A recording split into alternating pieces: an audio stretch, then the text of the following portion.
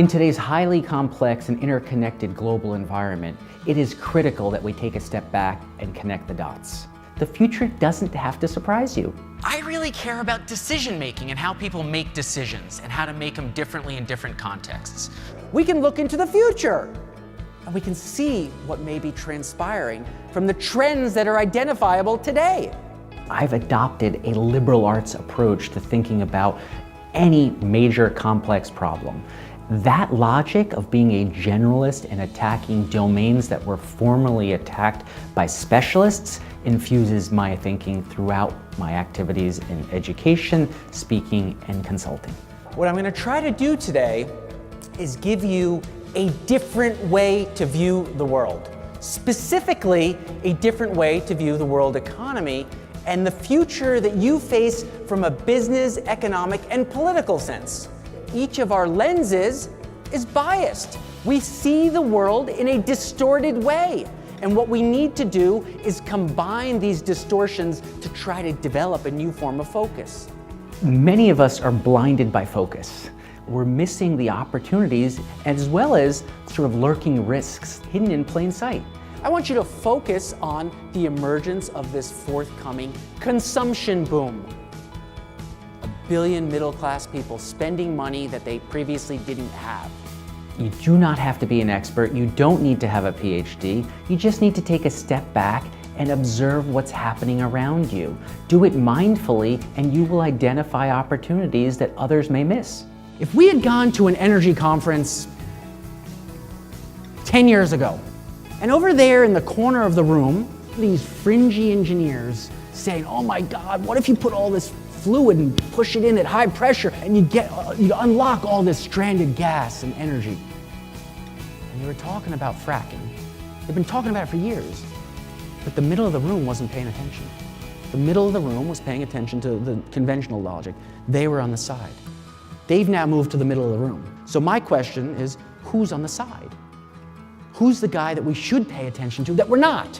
How we choose to understand, interpret, and navigate through the developments that are being constantly thrown at us is our choice. We can adopt a threat-oriented perspective, or we can adopt an opportunity-oriented perspective. China underwent an investment bubble, which has burst. They overbuilt.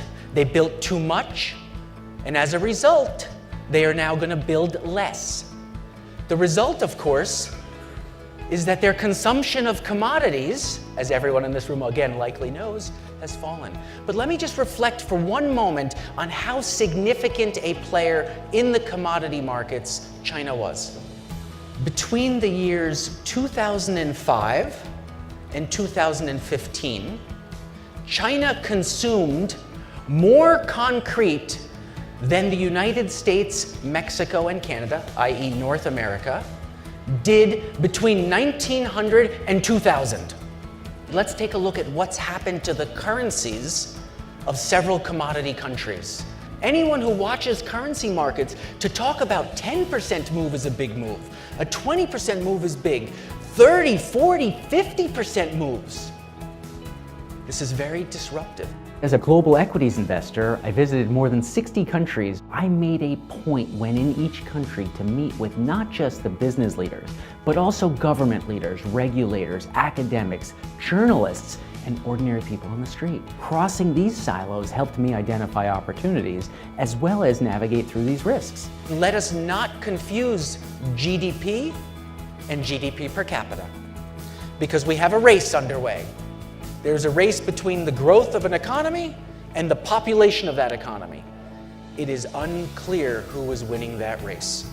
The part I love about speaking the most is seeing that aha moment in the audience, when they connect the dots, when they learn there's a different way to think about problems. Morocco has 75% of the proven phosphate rock reserves on this planet. And that means in the land of food, well, definitely fertilizers and likely food, Morocco will have more power than OPEC or Saudi Arabia ever had in the land of oil and energy. While I talk about lots of different topics, they all are customized to a particular industry, a particular client, and the particular needs or wants or topical concerns of that audience. Some of the things I talk about are, for instance, the end of cheap food. I was talking about protein demand, and then I went to food prices. Surely there's food that's not protein. It's not animal protein, right? No, there isn't. Not in my eyes. Why is that? Because the chicken had to eat, and the chicken had non-protein in its feed. Pound of chicken, 2 pounds of grain, roughly went into the chicken. Between 3 and 4 pounds of grain go into a pig to produce 1 pound of pork. And now, what happens if the world starts consuming beef? God help us, because there'll be so much demand for grains, we won't be able to keep up with it.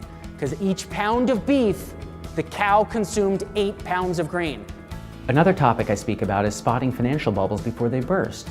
I pay attention to something like art markets. It does a wonderful job of telegraphing bubbles and major global economic slowdowns. This is a chart that looks like a bubble indicator, right? It's first peaked in 1990, the Japan bubble burst, and then it comes back down. Then it peaks in 99, the tech bubble bursts, and then the stock comes down. Then it goes up in 07, it bursts, it comes back down. Goes up again in 11 and 13, and now it's on its way down.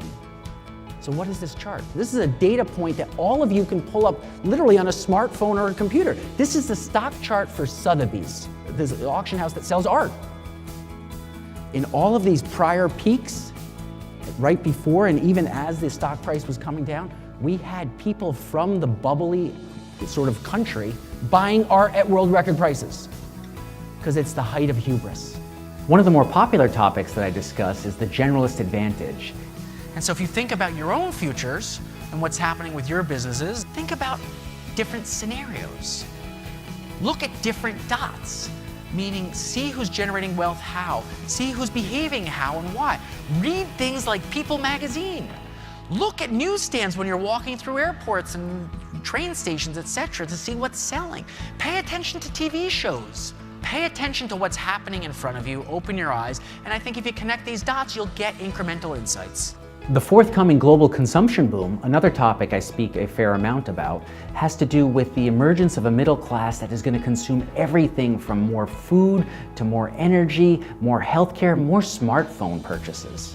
In 1980, 3 out of 4 consumers of goods in the world were based here in the developed world.